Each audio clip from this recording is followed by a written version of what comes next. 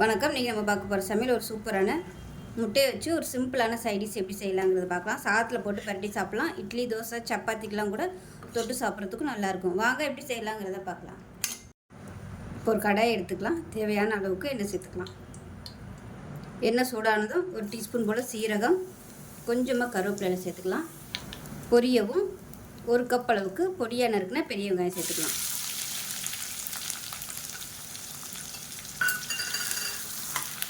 இப்போ தேவையான அளவுக்கு உப்பு சேர்த்துக்கலாம். வெங்காயம் நல்லா வதங்கினதும் ஒரு டேபிள் ஸ்பூன் இஞ்சி பூண்டு பேஸ்ட்டு சேர்த்து நல்லா வதக்கிக்கலாம்.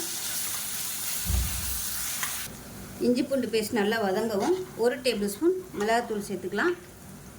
அரை டேபிள் ஸ்பூன் தனியாத்தூள், 1/4 டேபிள் ஸ்பூன் மஞ்சத்தூள். இது எல்லாத்தையும் வதக்கிக்கலாம். இப்போ இதில் கொஞ்சமாக தண்ணி சேர்த்துக்கலாம். நான் மிக்ஸியை அலசிட்டு அந்த தண்ணியை அப்படியே சேர்த்துக்கிறேன். இஞ்சி பூண்டு பேஸ்ட் அரைச்சது, அதனால் அப்படியே அந்த தண்ணியை அலசிட்டு சேர்த்துக்கிறேன். இது ரெண்டும் கொஞ்சம் தண்ணி சேர்த்துக்கலாம்.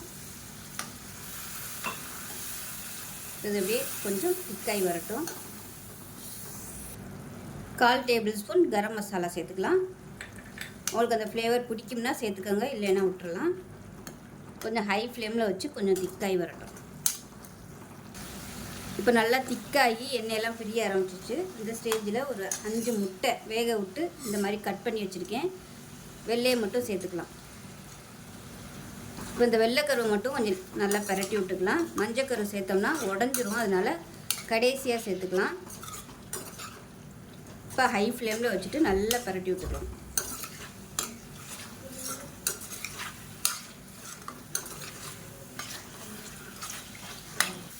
இப்போ பாருங்கள், வெள்ளைக்கருவு நல்லா பரட்டியாச்சு. இந்த ஸ்டேஜில் நம்ம எடுத்து வச்சுருக்க மஞ்சக்கருவையும் சேர்த்துக்கலாம். கடைசியாக சேர்த்துட்டு பொடியாக நறுக்குனா கொத்தமல்லி இலையும் மேலாப்பில் சேர்த்துக்கலாம். கேஸ் இதில் அரை டேபிள் ஸ்பூன் அளவுக்கு மிளகுத்தூள் சேர்த்து லாஸ்ட்டாக பரட்டிட்டு கேஸ் அமர்த்திடலாம்.